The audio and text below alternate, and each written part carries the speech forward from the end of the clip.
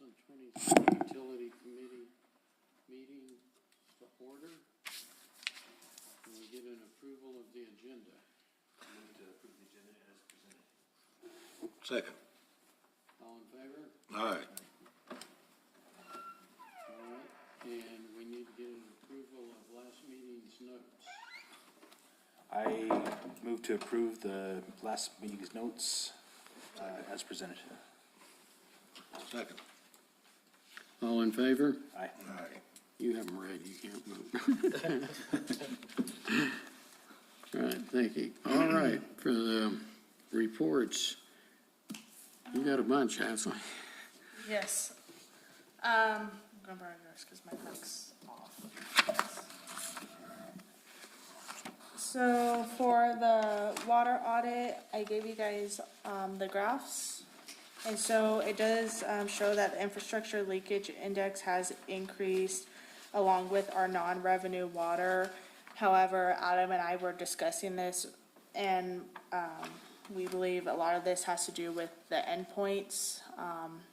Not saying there's not any leaks, but there are endpoints on the meters that are needing to be rectified. And so Last year, the village was informed that we had to have all the endpoints upgraded. 5G due to the. After you just got them installed. Yes, so it was a tough project and still trying to complete it, so. So the endpoints, they actually shut them off December 31st, January 1st. And we got a contractor on board, and actually the guys started putting them in, but we're still down right at 800, I think. But it took us till April, May to get all, them back up and running. So we had the difference in the readings. So were they just not reporting? Yep. So they were doing, they were getting the reads the best they could, but a lot of it was estimated reads because they were not coming through. Hopefully that gets fixed. Well, we got, like I said, there's already a little over 6,000 reporting now. So it should start coming down, that it should fix its problem on this piece of it. And like Ashley said, we've had some huge leaks this year. But not only that, but like leak credits, everything, there's a whole bunch that goes into it, leak credits, the fires, so there's. Yeah. Well, we're not gonna get it down to zero, but it'd be nice if it was below 50%. Yeah. We starting the Pine Cliff project as we speak. Yep. Trying to get that going. The next one will be the, up on, Town and Country, or Country Club, I'm sorry. town and country area there, or the country club. So, It'd be nice to have some better numbers before the election when we go out for the bond issue renewal again. So people can see you're doing something right. Yeah. that's for that Pine Cliff project, we really need to push. Only because that's a huge one. Had a lot of leaks in last year. for the water conservation report, we did submit our report to the state.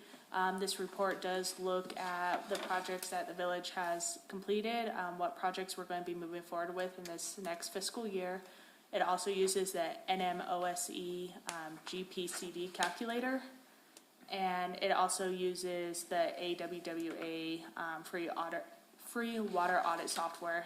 So we take all these numbers and we compile it into the report to kind of show where we are compared to last year and what we are doing this fiscal year to help decrease our numbers in water consumption. Does that help you get any money from them? This allows us to go out for water trust board funds. Okay, great. And the mayor's gonna get you if you keep talking in all those acronyms. The New Mexico Office of State Engineering, No, that's gallons per fine. capita day. And then I'm gonna have Jackie talk about the lead and copper sampling. Part of the EPA requirements is the revised copper and lead rule. We are auditing every household within the village limits. And as of today, we have audited 508 properties. So, she's. And what are you finding? Anything yet? So for that one, we're using old as-built right now. And so, and we also are using the county data. And so what Jackie's been working on is in GIS, she's been looking at the as-built and the county data and seeing if it meets certain criteria. And then we're marking if it is, does it have any copper, if it doesn't have any lead or galvanized, that the EPA is calling out.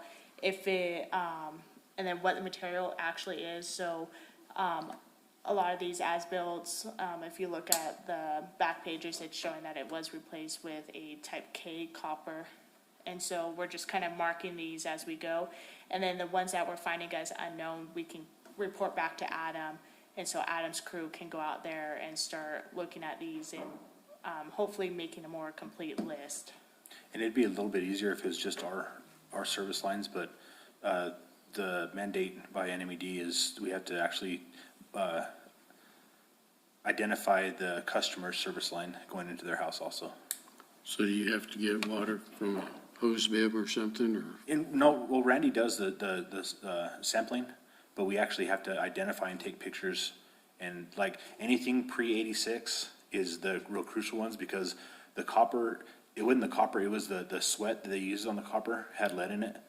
So that's where the construction drawings come in, is, you know, if it was pre-86, we have to identify them. After 86, it's basically saying that, you know, there's no lead in the house, but we still have to take a picture of it and say, you know, it's PVC or it's copper or whatever. But are you having to test water from in the house? Yeah, Randy does it. Randy does his testing quarterly for his lead and copper. So you have to go in and, Yep. So what part of town y'all auditing right now? We're just going off the as-built right now, and so we're kind of all over the place.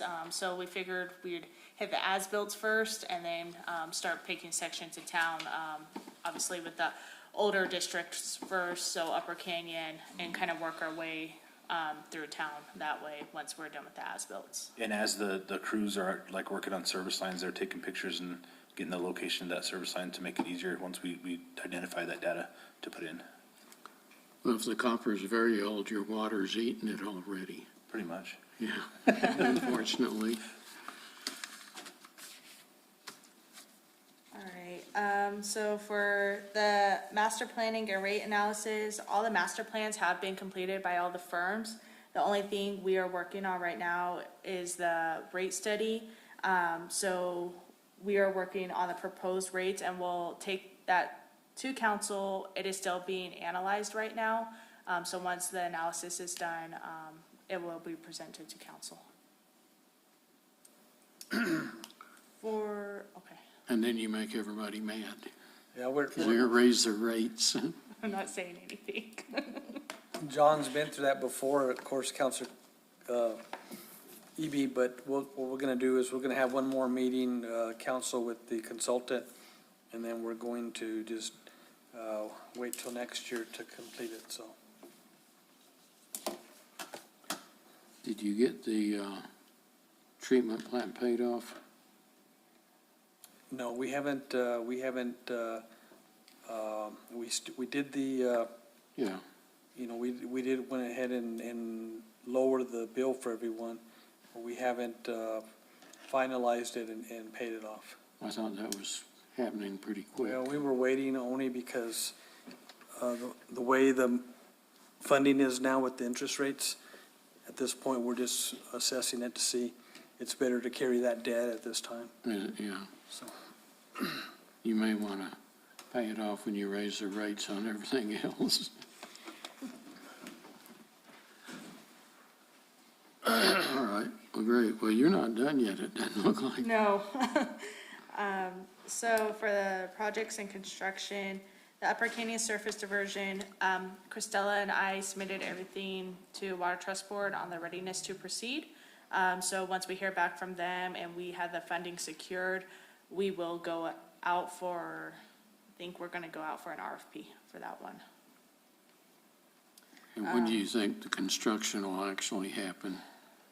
We have to plan it in line with these other projects, because in order to divert water with this Upper Canyon surface diversion being down, We have to use a USGS gauge over at Water Treatment Plant 1, so we're gonna have to figure out a good balancing act, but as soon as possible will be the best case scenario, because we wanna get that Kawanda screen put in.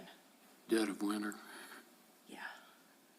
And when the flows are kind of down too, because we'll have to be Yeah, that's the diverting that. advantage then. So we're trying to push a lot of these projects through in the river, all the river work that we'll be doing in the winter, fall and winter time before the snow melt starts happening. So for the Eagle Creek Wellfield Phase 3, we are gonna be bringing a change order to council.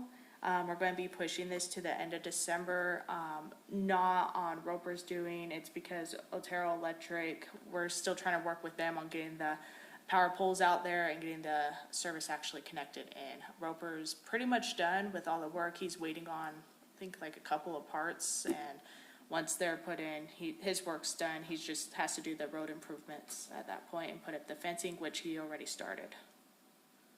So, that project's pretty much done. The big thing is just waiting on Otero Electric. For the Riverwell and H 1979 S13, we are currently working on it. Huey Drilling was out there today, and started the drilling process. And so according to the schedule, they should be done by October 20th if everything goes smoothly. That way they can get out of there and we can get everything set back up for Mr. Dorgan for snowmaking. Time we'll have a week before the end of October. Who's drilling it? Heath Huey, Huey? Katie Huey. So he's not lying to me. He's been putting us off for 6 months because he had a government project. So that must be it. Well, yeah, and he also did the Alto 3 and 4, the project above us. John, I think he's putting some other people off too. I've been getting calls on that also. So he's making sure that we're getting done and then. That's good Move on. for you. Doesn't hurt me. I'm not ready to, well, Mike's gonna do it anyway, but he's not ready to start. So. So Ashley, on that river well project, will they be able to put the water, is that storage? Yes, What's it called? What is it? It's like a pool almost like a, they're it's their holding tanks. snowmaking. that'll be before the 20th? No, so they should have all their equipment out by the 20th, and then that way we have a week to get all them back up and going. That's gonna be a, I'll work with Dorgan and kind of keep the communication going with them. yeah, that's gonna be a tough one if they're gonna open up 1st of November. Yep. Yeah, so we're, and we've stressed to them that this is a priority, we need to get in and get out. So they're working very diligently on making sure to meet that deadline. And then, once they're done with that, they'll move over to S13. And that's just kind of testing the, water to see what type of water we could get out of it, gallons wise. And then location 25 Two Rivers Park, we just went out to bid for this one, and so by the end of this month, we should have the bids in, to go ahead and start moving forward with this project. This is the one that is by the bridge at Two Rivers Park. So we'll start moving forward on that. Water Treatment Plant 1 flood damage, we submitted the biological assessment and the PCN to the Army Corps and to NMED, Surface Water Quality Bureau. Once we get approval from them and address their comments, we will go out for bid for this to begin construction. And so this ties in with the Upper Canyon Surface Diversion on how we're gonna balance those two projects out. The other one is the Malone and Martin Road bridge. Again, same with Water Treatment Plant 1. We submitted the PCN and the biological assessment to the Army Corps and the NMED. And once we get their comments back, we can address those comments and then we'll go out for bid for that project as well. Then I have Randy's comments for his I've got a projects. question for you. Okay. Doesn't have anything to do with that. Okay. How What are you doing on the river down behind Pine Tree Shopping Center there? On Meacham, right after the That's me. bridge? Okay, I was like, I'm not doing That's anything. AUI. AUI is actually, they're doing the sewer line encasement. Oh, okay. Because at one time, the natural resource guys wanted to do Disneyland down there or something. Oh, yeah. Yeah, no, that's location 16 of the hazard mitigation Okay. project.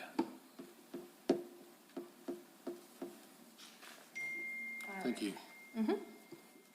So for the RFP 2023-011P, the award and contract were approved by the council in the September council meeting. The scope of work is set up in 6 separate tasks and will be executed within a task order. And then, these task orders will be approved by council, before they are moved forward with. For the tank restoration phase 1, the tanks is scheduled to start on November 1st, the restoration. And then for Grindstone Canyon Dam Principal Spillway and North Dam Crest Repair, for the North Crest, the concrete was removed on the North Crest. A 10x10 test section was completed with an epoxy polymer concrete overlay.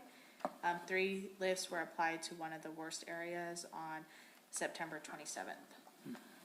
And then for the principal spillway, the concrete was saw cut approximately 1 inch deep and was removed from the spillway by the means of hydroblasting, which was between 18,000 and 19,000 PSI.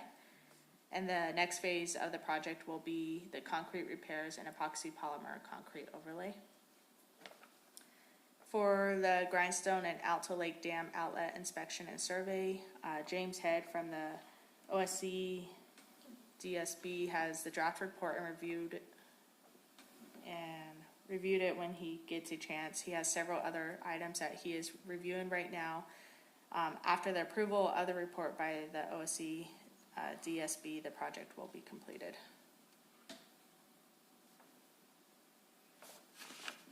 And that's it for Randy. Thank you. All right, Adam. Okay, start off with Pine Cliff. We changed the Pine Cliff to just the water improvements on this one with the funding we have, just to get the leaks out of the way. So J&H Services was hired for this project, and they did start mobilizing today. So we're going to start hanging door hangers and talking to people in Pine Cliff.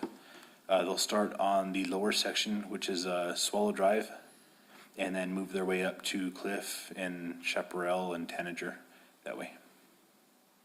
Well, separating them like that, you can tear up the streets twice. That Yeah, well, and we're just gonna do a patching on this one, and then once we get the sewer in there, then we'll do Are you gonna try to do the sewer next year or after whenever yeah, after this? as soon as we can get some funding for it.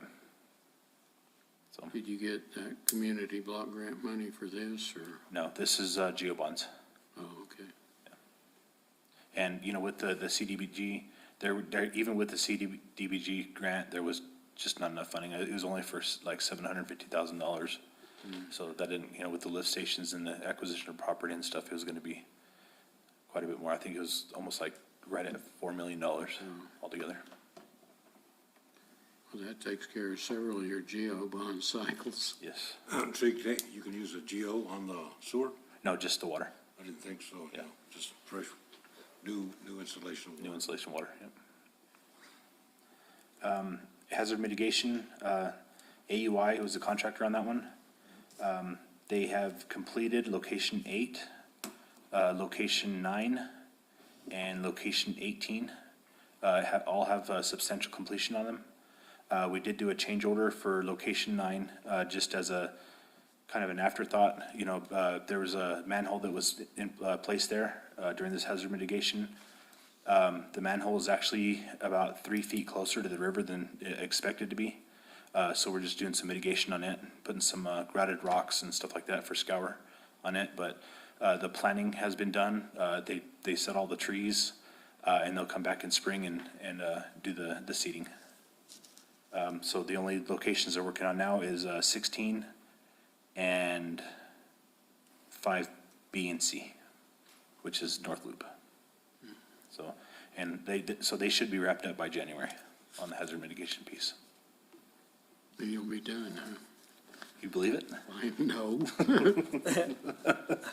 And then Ashley, we've been talking about some other river improvements for the other locations that were taken out of the scope, to do some graded rock and some, to protect some of the crossings there at the other locations.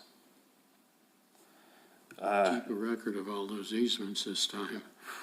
I think we got a pretty good record. Even Ron got thrown into it and he was looking through them. Not that he's gonna, but yeah, I think we're good. Mary Drive water line replacement is complete. The only thing that we're waiting on is, our crews are actually gonna go there and kill the old line. We're gonna have to do some exploratory digging on that for the old 2-inch. But the, new 6 inches in, and operational, so, Josh is, when he finishes paving, his co-op project on Sudderth Drive, he'll move over there and get that paved. That one took almost as long as your shop. Right? That longer, I think. Country Club water line replacement, is actually in engineering right now. Sauter Miller is their engineer of record. They've done some core drilling and, some locates, and we should have a 60% design by, mid-November. So, Christelle and Ashley and I have been working on, water trust board funding for this one. So as soon as the engineering is done, hopefully we can go into construction. Pine Road water line installation. This is one of the ones, and Mike, you'll kind of like this one. So Pine Road, it's actually Spring Road was never developed. There's a portion of Spring Road in Loop Drive, and there's a portion of road that was never developed. That little island out there. Yes, well, past the island, it goes through the creek to Pine. Well, during the application process for utilities, the lot and block was actually identified on the west side of Spring Road. And after further investigations, after we had already said the utilities were available, which was the information we had, it's actually on Pine Street. And there's not a water line in Pine Road. So we're having to put a water line in Pine Road. Yeah, good. So that's one of the issues we're working on with the readdressing and stuff like that, to make sure that all these are identified. You mean all the old surveys aren't perfect? Yeah. Yeah, as we're finding out. So we got a dead end pipe? Excuse me? It's imaginary pipe. Yeah. Yeah.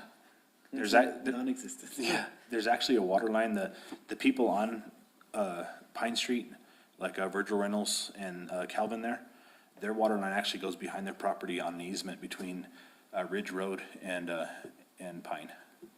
So it'll actually make it better for them. I mean, they can, and Virgil's happy about it. He wants to tie into the new line because it's an old 2-inch galvanized line. But, I think I got 2 contractors on board right now to give me a bid on that one, just to see how much it's gonna come in at. Is the easement on their property, on Virgil's and the other guys? It's the old one? Yeah, where the water line is. Yeah, I don't, and that's another gray area Maybe. too, is the water line's there, but, when was it put in the 50s? So if there's even an easement there. Well, and you got way too many good old boy installations up here. The neighbors went together. And, I mean, their lack of water right now, I mean, it's pretty low volume there. So Virgil's, he's kind of chomping at the bit. He wants to tie into that new line too, Yeah. but I'm trying to get it up to the guy. The contractor actually, leveled the pad, and he stubbed out his utility there, and he's gonna have to actually dig sewer all the way down to Wingfield on that one also.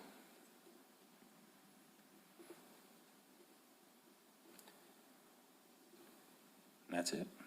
All right. Doesn't sound like you're doing anything. Not at all. And for the next meeting date, I know. I spoke with Karen, and she is proposing January 8th. Do Because January 1st is that first Monday, and it's a holiday, so that following Monday will be January 80 feet if that's okay. through rock. Okay, with me, as long as you send out notices. I think that's, declaration with a Tuesday would be the candidacy on the 9th, so, There you go. John? Nope. I learned my lesson, sort of. I'm still here. Joe and I are still trying to talk you into it. So. Yeah, that's right, man.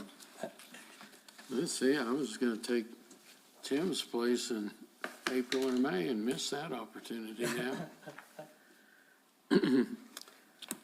All right, well, if nobody has anything else, this meeting's adjourned.